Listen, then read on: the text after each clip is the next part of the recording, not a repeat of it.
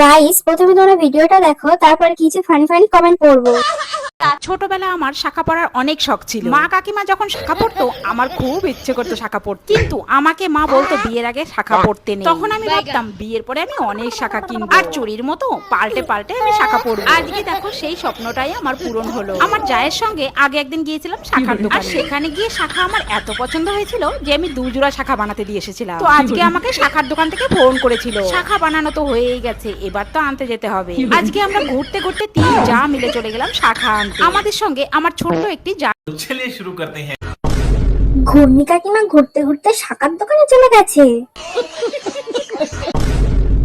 চলে এসেছে আমাদের হেলিকপ্টার কাকিমা। কাকিমা তাহলে ছোটবেলা থেকেই পাকা। তোমার যাটা শুধু দাঁত খিচিয়ে খিচিয়ে হাসে, মনে হয় যেন একটা হনুমান।